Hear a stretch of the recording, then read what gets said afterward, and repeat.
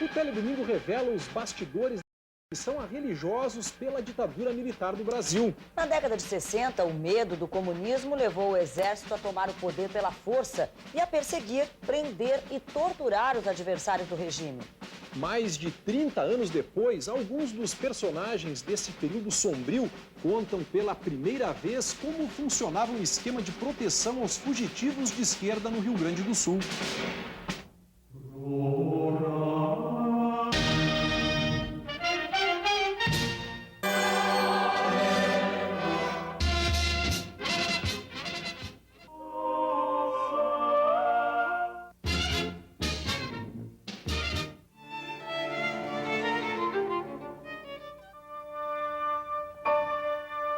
A maioria dos brasileiros já ouviu falar de Frei Beto, mas só agora conhece seu rosto. O teólogo dominicano, autor de 48 livros, hoje assessor especial do presidente Lula, passou os últimos 30 anos sem dar entrevistas para a televisão. Em visita ao estado nessa semana, ele falou sobre o episódio que marcaria sua vida. A prisão, no dia 9 de novembro de 1969, em Porto Alegre. Eu me lembro de cenas muito marcantes. Eu fui levado para assistir tortura de presos comuns, como ameaça a mim, né? E talvez ver uma pessoa ser torturada seja talvez pior do que ser torturado. Eu fui colocado numa cela solitária que nem banheiro tinha. Não foi o único religioso preso naquele dia. A caçada arrastou nomes importantes da Igreja Gaúcha. 7 religiosos foram levados, entre eles os gaúchos Manuel Valiente e Antônio Sequim. Viraram manchete nacional. Capa da revista Veja. Agora, quase 34 anos depois, Valiente e Sequim falam pela primeira vez sobre aquele 9 de novembro de 1969. Era domingo. O padre Manuel Valiente estava no lugar de sempre.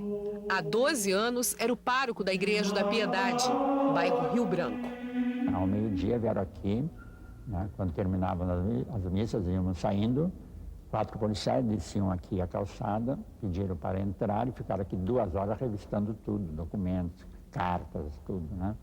Então saímos aqui num jipe da polícia, aberto, e desfilamos aqui pela rua Paulo de Teixeira até o DOPS, né, ladeados por policiais. Então, as famílias todas abriam as portas, janela. O padre Manel está sendo levado preso. Foi muito doloroso, porque fui arrancado, né? Fui arrancado. Foi um sequestro, né?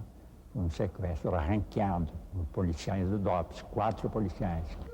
A ação foi sincronizada. Às 4 da tarde, a polícia bateu neste prédio, no centro de Porto Alegre. Apartamento do irmão marista Antônio Sequim.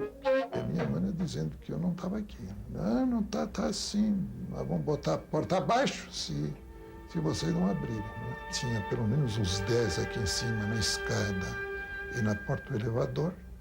A primeira viajada do elevador, eu desci no meio de 4 metralhadoras. Lá embaixo já tinha uma meia dúzia de camburões, aí me dei conta na saída que não tinha nenhum trânsito aqui, e estava fechado todo o quarteirão. Eles imaginavam que isso aqui era o tal do aparelho central de Porto Alegre, imagina. Todos foram levados para o DOPS, na Avenida Ipiranga. Foram vários dias de interrogatórios. Toda sorte de perguntas, né? Procurando, assim, surpreender a gente numa confissão, né? Então, qual é o envolvimento com terrorismo, né? Qual é o envolvimento, qual é a sua mensagem, o que o senhor fala, o que o senhor diz na sua igreja. Antônio Sequim não acreditava. O marista, que tinha trabalhado com o Papa João XXIII no Vaticano, mestre em economia em Paris, era um intelectual reconhecido pela igreja. A gente tinha sempre um relacionamento com a alta sociedade, assim, muito dentro das regras, e de repente, né, a gente brutalizado ali. Eu achei impossível, não é, que isso acontecesse comigo. Né? Realmente foi, assim, um choque muito grande. Padre Manuel era o homem que aparece contra a luz. Pela janela, ele passava bilhetes para a imprensa, escritos em papel de cigarro. Até hoje estão guardados. Eram denúncias dos porões da ditadura. Paulo Pereira, choques, pau de arara e chicote em Ribeirão Preto. A polícia suspeitava que os religiosos participavam do chamado Esquema de Fronteiras, um plano criado pelo guerrilheiro Carlos Marighella para tirar militantes do país a partir do Uruguai e da Argentina. Foi Marighella quem pediu a Frei Beto que se mudasse de São Paulo para o Rio Grande do Sul para organizar as fugas.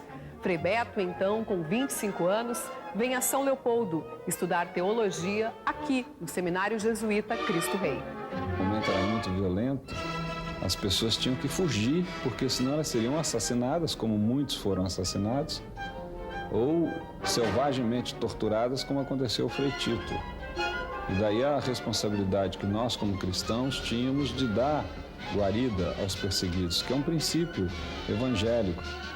O esquema funcionou até o delegado paulista Sérgio Fleury Filho, símbolo da repressão política, descobrir o envolvimento de freis dominicanos com o Marighella, no início de novembro de 69.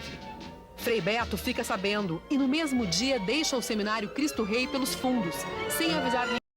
De lá vai para a Paróquia da Piedade, onde moravam o monsenhor pernambucano Marcelo Carvalheira e o padre Manuel Valiente.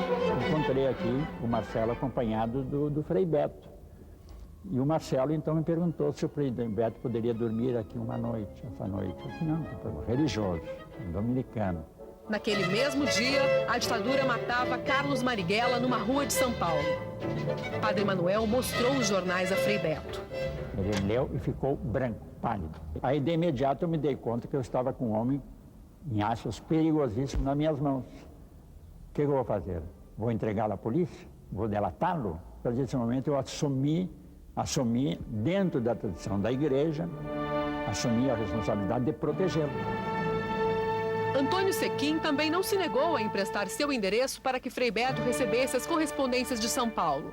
Quando a polícia descobriu, mandou prender o irmão marista. Só no DOPS, Sequim ficou sabendo da militância política do Frei. Foi uma surpresa. Até eu me lembro de ter dito para ele, Beto, sabia que tu era subversivo, mas tanto. Então, realmente, essa ligação dos dominicanos com Marighella, isso eu não tinha a mínima noção. É uma questão de segurança. Eles sabiam que estavam envolvidos numa luta de resistência à ditadura, mas é uma questão de segurança, não se pode falar. O calvário do padre Manuel Valiente se estendeu por 1 ano.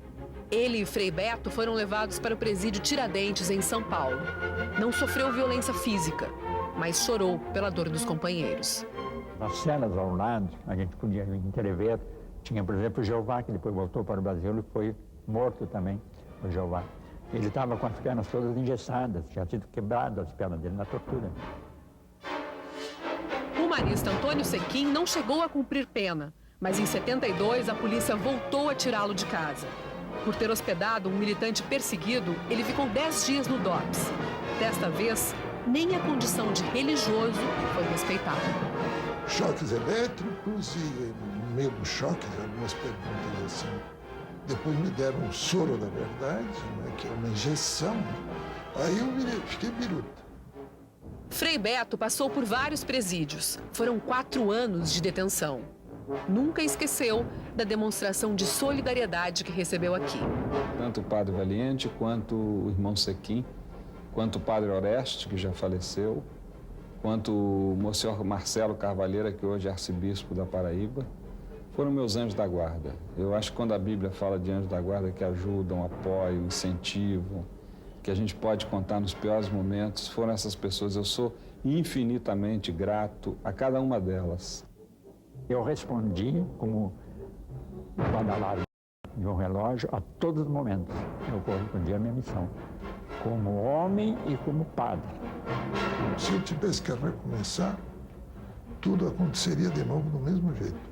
Mesmo com todas as dores e perdas. Ah, bom, isso aí é verdade. Não há avanço sem sofrimento, não há ressurreição sem cruz.